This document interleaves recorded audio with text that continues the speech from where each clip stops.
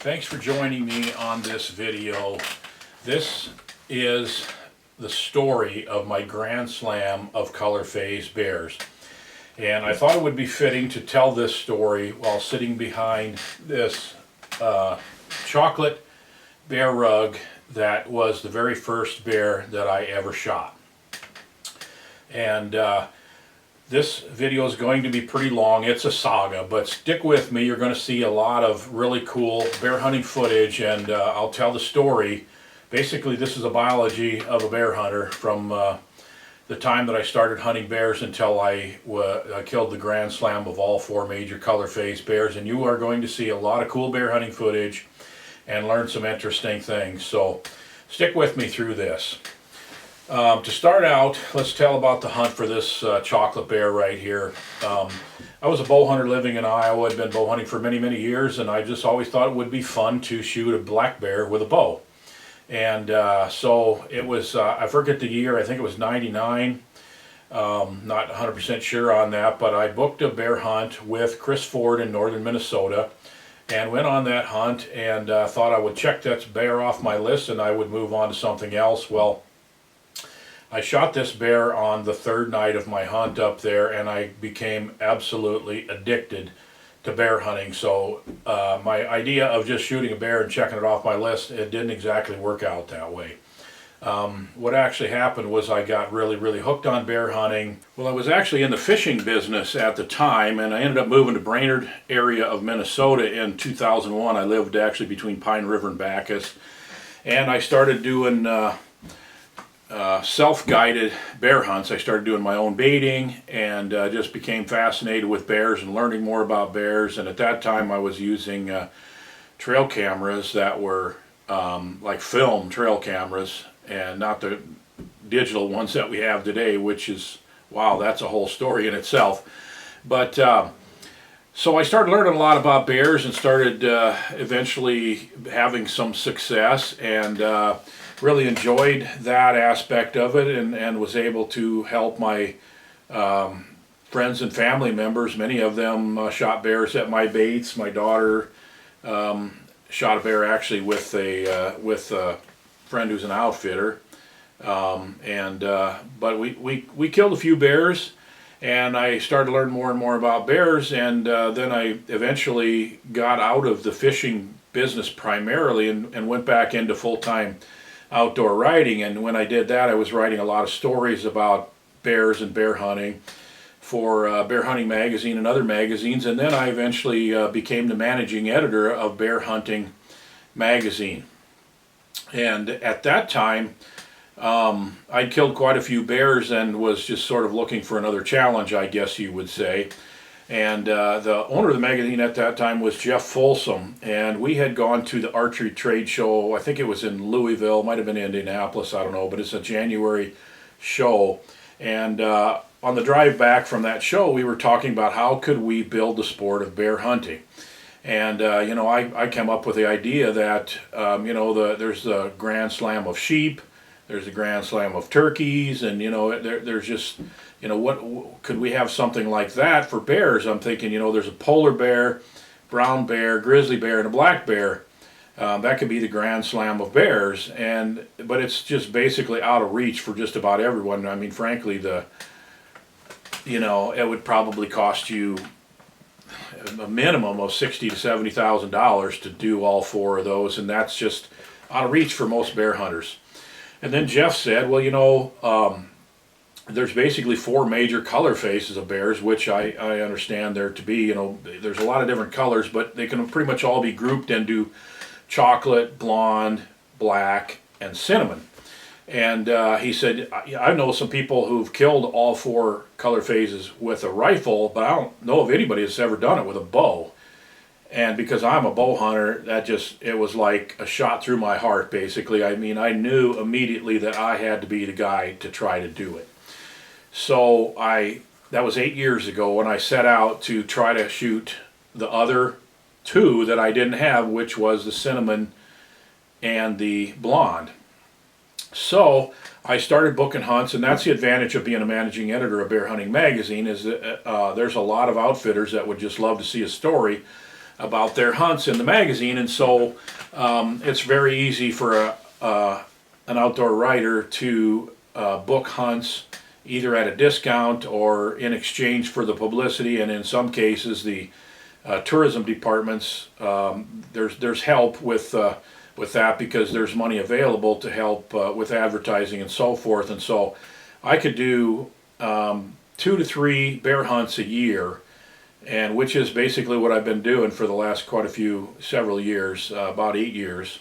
And so I ended up really having a very close call with a cinnamon bear in British Columbia on a spot and stock hunt with Eureka Peak Outfitters. In fact, it was the very first day. We went out after supper, and a beautiful red cinnamon bear was about 65 yards away, and it was just grazing in the green grass. It was a spring hunt, and unfortunately I didn't get this on video, but this bear was just out of range for my bow, and there was this stream that was swollen with snow melt between us, no way to cross it.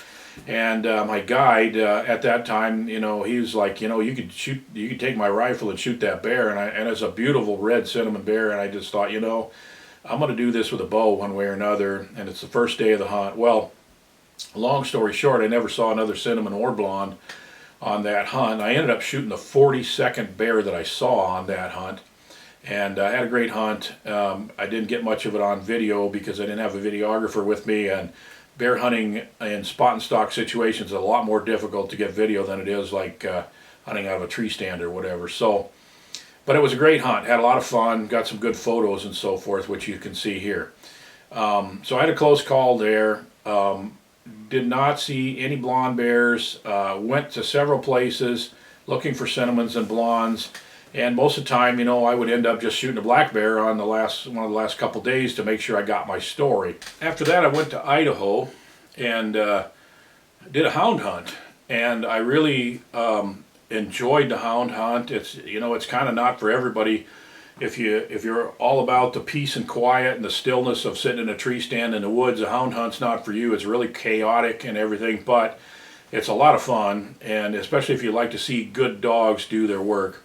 Well, ended up shooting a black bear on that hunt. It was in Idaho with Travis Regier, and they had pretty good numbers of color-faced bears there, but I just ended up taking this black bear, and then it became pretty obvious to me that my best chances of actually getting a color-faced bear of the color that I want, it's such a tall order to try to just go pick out a certain color and shoot that bear. So it's it's tough. But I just felt like baits were the way to go, because baits allowed you to put out trail cameras and got to get a feel for what's out there and so forth. So I ended up killing a lot of bears through that time period, and then in 2014 I booked a hunt with Thunder Mountain Outfitters in central Saskatchewan, south of Larange, and that outfitter had some pretty decent numbers of color-faced bears, particularly cinnamons, and didn't see any cinnamons the first couple days, passed up some bears, and then we were looking at trail camera pictures. I think it was the third day, and we were looking at this one bait, and we saw a cinnamon bear on this bait, and we kept looking through pictures, and there was a lot of pictures of cinnamon bear, and it looked different to me. I said, I think there's two different bears. One's quite a bit bigger than the other one, and we kept looking through them, and the outfitter basically, he would look at them and say, no, I think that's the same bear. It looks to me like it's just because it's closer to the camera that it looks bigger, and anyway, but we decided that we had to hunt this bait, and so I went out there, and about an hour after I got there, I saw a cinnamon bear moving through the brush, and when it would walk through the sunlight, it was like, wow, that's really a nice red bear. And this bear would come and come to the edge of the clearing, and the bait was kind of in an opening where it had to walk through quite a bit of open ground, like 30 yards of open ground, to get to the bait barrel, and it was a pretty tough situation for a really cautious bear. They don't like to walk through those open areas in the daylight. So he came and he backed off, and then he'd show up to my left, and about an hour later, and there he'd be again, and he'd kind of work through the area a little bit, never offering a shot, and he just wouldn't commit. Well, finally the sun was getting low. It was about to the top of the trees, and so it just became more comfortable for this bear, and it came to the edge of the area, and boy, it stood there for a long time, and then it finally committed, and it started walking towards the barrel very, very cautiously. And boy, when it would walk through the sunlight, my heart would just skip a beat because it was cinnamon all the way, and I'm like, man, this is the bear. And it's not very big, but it's a cinnamon, and it's not a cub. I committed not shooting, a cub or a yearling, and this was only about a 130-pound bear, but it was going to do. And sure enough, it came to the barrel, turned broadside, and I made a perfect shot on it right through the back of the lungs. It ran about 50 yards and just piled up within sight and did the death moans. Well, the guide had said, walk out to the road, which is about 150 yards, walk to the road, hang a ribbon on a tree branch, and if he's going by, then he'll know that I got a bear. So sure enough, it wasn't long, he comes in there, and we're standing over the bear, admiring it, just kind of repositioning it to get some photos. And guess what? I hear a noise, I look up, and here's an even bigger cinnamon bear right up by the bait, and he just turns and looks at us and disappeared. So I didn't get a very good look at him, but he was definitely a cinnamon, and definitely a lot bigger than the one I shot. So there was 2 bears on that bait of the right color. So anyway, now I've got all 3 of the color phases except for the blonde, and my YouTube channel starts blowing up, and the stories that are appearing in Bear Hunting Magazine are really getting a lot of traction, and there's just a lot of interest in seeing if Bernie can get this quest for all 4 major color phases. And I started to focus my attention on the Duck Mountains of Manitoba because they've got good numbers of all 4 colors. They've got lots of bears. And I was hunting with Tom Ainsworth in the Duck Mountains, and he got it. I mean, he understood that I really wanted to shoot a blonde bear, and so what he would do is he'd put trail cameras out, and he would try to, as much as he could do so without disrupting the other hunts of the other people that are in camp. He was very, very cautious about making sure that people that were in camp, they're paying to hunt too, and he wasn't going to give me preferential treatment, but whenever he could, if it worked out, he would try to put me on a bait that he knew that there was a blonde bear on. Well, 2016, I had a really close call. The first night I had a blonde bear that came in, and I had put a trail camera on the bait, covert camera, and I set it on video, and this bear walked in front of the camera, and unfortunately it turned and looked right up at the camera, and it started biting at the camera and all that, and it was totally focused on that camera. It was kind of standing up. It was a nice bear, 160 pound, 180 pound bear, and when it got down on all 4s, and it took a couple steps, and it was behind a branch, and there was just one branch over its vitals, so I couldn't take a shot, and I thought, well, it's going to turn towards the bait and I'll get a shot anyway. One thing about being around bear baits, usually if you're patient, you'll get the shot you want. Well, it didn't happen this time. The bear just left, and so I decided to try to come back there if it would work for Tom. He had to put me on a different bait the following night, and then the 3rd night, then I was back there. I had my son Dawson videoing me, and for this hunt, and this here came the blonde bear again, and this time it came walking down the trails, and the wind a gust just hit the back of my neck, and I knew we were in trouble immediately, and boom, that bear just stopped, and he spun, and he took off, and we never saw him again. So I kept going back to the Duck Mountains several more trips, and then Tom sold Grandview Outfitting to Todd Wogemuth, and he called it Baldy Mountain Outfitters, but it's the same area, and Todd was very interested in trying to help me get the blonde bear. So I was doing some other hunts in other areas, but pretty much focusing trying to get the blonde in the Duck Mountains. And then in 2017 I met a guy by the name of Mark Belchamber, and he has Spruce Mountain Outfitting up in way northern Saskatchewan. It's about halfway between Wollaston Lake and Lake Athabasca, and it's way up there. Well, he was telling me that he's got really good numbers of blonde bears, and he felt like he was a really good place to get me a blonde. So I kept in contact with him, but I decided to continue to concentrate my efforts in the Duck Mountains. And in 2017, did not get a chance at a blonde, and ended up shooting a really nice chocolate on a spring hunt with Todd at Baldy Mountain, which ended up, that was my third chocolate at that point, but it was the biggest, about 350 pounder, really nice adult male mature bear. And well, that winter then I talked to Mark again. He started texting me of pictures of blonde bears on his baits. And yeah, they turned my crank pretty good, I guess you could say. And I became convinced after several phone calls and texts that I needed to make a trip up there. And it's a high price, an elite hunt. It's an expense. It's hard to get there, but man, oh man, it is really something. And so I booked a hunt for June of 2018 with Mark. But I still had a May hunt with Todd in the Baldy Mountains. And I was just starting to feel like my odds of shooting a blonde bear in the Baldy Mountains were probably, it's just going to take some time. I felt like I could do it, but it's just going to take a lot of time.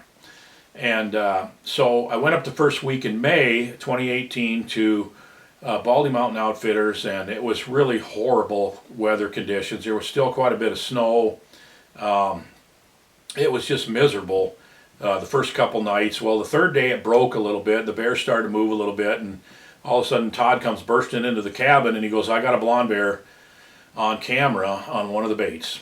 And sure enough, we looked at the trail camera pictures, and the bear was fairly regular and in the daylight. And it wasn't a big bear. It was a sow, 130-pound sow. And I was a little bit torn about that because I just knew the kind of publicity that this was going to get when I eventually actually shoot the blonde bear, and I just felt like it would be nice if it's a bigger bear than just a 3 or 4 year old sow like this one was. So I had kind of mixed feelings about it, and then I also knew I got this hunt in Saskatchewan and in a month, where probably the chances of getting a blonde bear are quite a bit higher. But anyway, I went out there and wanted to look at this bear, and if it was going to give me a shot, I had to take it. I've been hunting a blonde for 8 years. If I get a shot, I got to take it. Well, it turned out that there was a male bear about 4 or 5 years old, and these bears tend to be pretty aggressive and unpredictable. And this particular bear was at the bait a lot, and he had basically taken it over as if he kind of owned it. And the only time he left the bait for a long period of time was when an adult big male came in, and it was a Boone and Crockett, just a huge bear. And I'm sure I probably would have been tempted by him if he would have gave me a really long broadside shot, but he didn't. He was very cautious, and he walked away. Now this is the second Boone and Crockett bear that I have passed up while I was hunting a blonde bear, but I was singularly focused on the blonde bear. So eventually, after a few hours, I saw a hint of blonde bear fur through the bushes a ways away, and then I saw it again a little bit later, and then sure enough, this male black bear saw it or sensed it or whatever, chased it off. And that happened a couple more times over the next few hours, and then finally the black bear left, and this blonde very cautiously came in.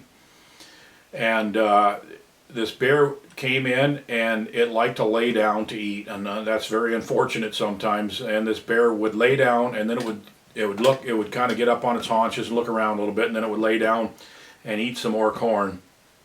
And each time it would look like it was going to get up and give me a shot, then I would draw my bow, and then it would lay back down. And this became very, very frustrating. I ended up drawing my bow 4 or 5 times, and then kept having to let back down every time the bear would lay back down. And then the black bear appeared and chased this bear off. So it got dark, and I went back to the cabin very, very disappointed. But I checked the trail camera I pulled the card before I left, and when I got back to cabin, I found out that the blonde bear had been at the bait before I had gotten there in the afternoon, early afternoon, and so I decided to go out and basically do an all-day set. And I went out in the middle of the morning the following day, and I didn't really see anything. That 4-year-old black bear had been in and out of there a couple times, and then I just heard some crashing, and I heard the black bear, and I saw the black bear and the blonde bear chase through a little opening about 50 yards behind the bait.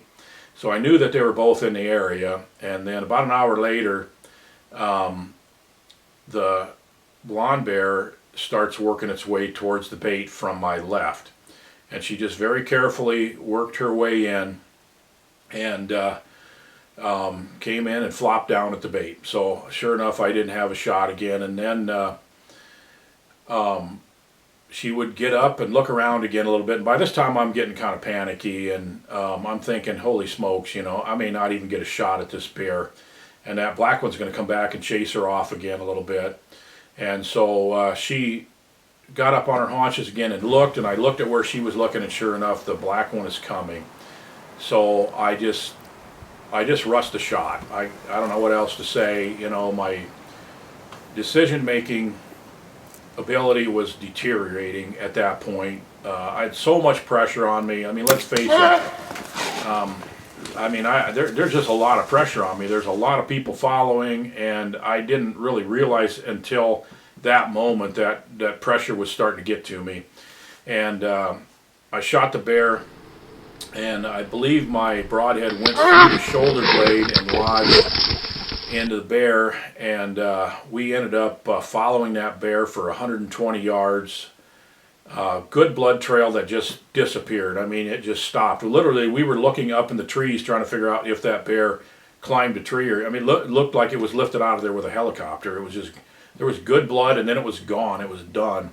We came back the next morning with some other guys that were hunting in camp, and they'd gotten their bears, and so we spent a couple more hours trying to find this bear, but unfortunately, it just wasn't meant to be, and I was absolutely crushed. It was the lowest point in my hunting career, and it was a long, difficult drive home after that hunt. It was really, really tough, and Todd had done his part. He'd put the bear in front of me, and I'd screwed it up, and there's no other way to put it.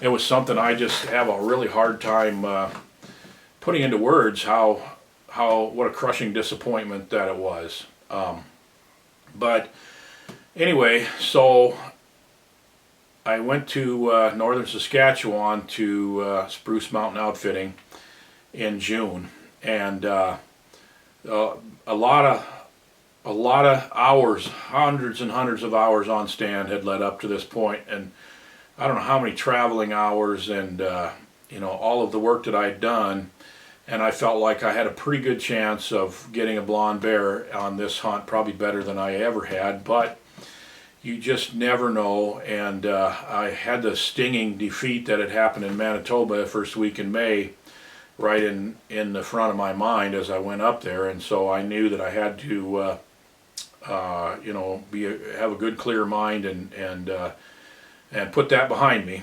So anyway, I drove to Saskatoon.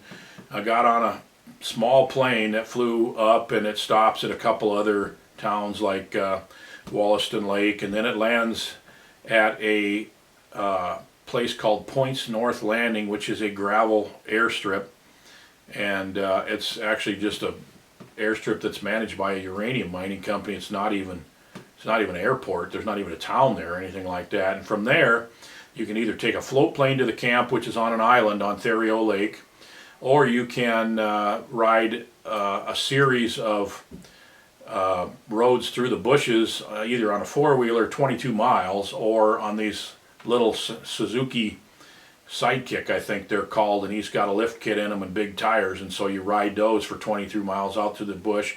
And when you get to the lake, then you get in a boat and motor out to the camp, and it's a nice camp, and Mark's a good cook, and there were some other fun people in camp. It was just a real enjoyable experience. Well, the first day of the hunt, this is the plan.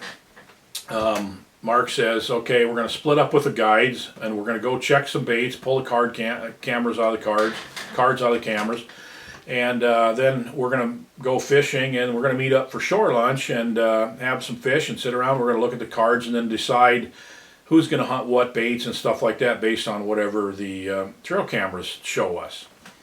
And so Mark, I jump in with Mark, and we head out to check some baits. Well, the second bait we checked, we pulled up with a boat and walked up to the bait, and Mark is looking at the card, and he goes, "Oh, there's a blonde bear here." And I looked at the picture, and well, it's not a very big blonde; it's a female. And I'm kind of faced with that same decision that I had in Manitoba: is this really the bear I want to shoot? And he still goes through the picture, and he goes, "Oh, there's a bigger one here, and it's a blonde too." And then I'm like, well, forget shore lunch. Can I start hunting right now? And he goes, and he's going through and he says, well, you better, because it was here like 8 minutes ago. So I'm like, holy smokes, it's right in this area. So I ran down to the boat and I grabbed my bow and my backpack and tripod and camera, and I threw it all in the blind. And you have to realize up here, there's very few trees that you can put a tree stand in. You know, you're way north, and most of the trees just aren't big enough to put a tree stand in, so a lot of the hunting is done out of ground blinds, which means they just cut some brush and put it in a pile, and you sit in a chair behind a pile of brush. So I threw all my stuff in there, and the chair had been chewed up by the bears. There was no cushion on it, so Mark says, I'll go get you a cushion out of the boat. And I grabbed my covert scouting camera out of my backpack, because I like to put them on video and put them near the bait. And so I'm walking up towards a tree by the bait to put the camera on, and I look up, and here is the blonde bear, and he is walking right at me. And he's 15 yards away, and he's walking right to me, just like with boom, purpose in his step, and I'm like, holy smokes. So I just like backpedaled into the blind and just dropped the trail camera, and I hollered down to Mark. I said, hey, Mark, the bear is here. So the bear, he stood there for a little bit, and he looked at me, and then he kind of looked down over the hill, and he could see Mark down in the boat, 40 yards from him, and he's 20 yards from me, and then he took a few more steps and came right to the barrel where Mark had just dumped some oats. And so I'm like scrambling to get the camera on the tripod, and finally got the camera on the tripod and got it rolling, and I'm digging through my backpack trying to find my release, and I got my bow out, but I can't find my release, because when I was in the Saskatoon airport, they just pulled everything out of my backpack and spread it all out. They didn't even know what the stuff was, range finders, all this stuff in there. And then when they were done, they shoved it all back in the backpack. Well, they didn't even put every stuff back in the same pockets or anything. So I was really struggling to find my release. So I finally found the release and got an arrow on the bow. And by this time, Mark had started walking up the hill, and he was videotaping the bear at the barrel with his phone. And so he's watching me out of the corner of his eye and watching the bear. And pretty soon, I'm all ready, and I'm standing there with stuff just scattered all around me on the ground. And I look up, and I'm like, man, there's the bear's ribs. I just drew and settled the pin and shot, and it was a perfect shot, double lung shot. The bear ran up a really steep hill and just collapsed right at the top of it. And I was in an absolute state of shock, because 8 years I had been hunting a blonde bear, and then all of a sudden one was just fell right in my lap like that. I didn't know how to react to it. I was just in a complete state of shock. I didn't even hardly know what to say. So we ended up, we looked at the bear, took a few pictures, and then he's like, well, we got to go talk to the other guys and have shore lunch, and they're going to be wondering what happened to us. So we left the bear there to come back and do more photos and videos. And we went and found some of the other guys that were fishing, and they're like, well, what's it look like? And I go, well, I shot a blonde bear is all. And they're like, yeah, whatever. I'm like, I'm serious. I shot a blonde bear in the first 5 minutes of my hunt. And so that's the way it happened. And it's just kind of hard to believe. But packing that blonde bear skin in a cooler, flying it back to Saskatoon, driving it home in the back of my truck, and getting it across the border, taking it to a taxidermist.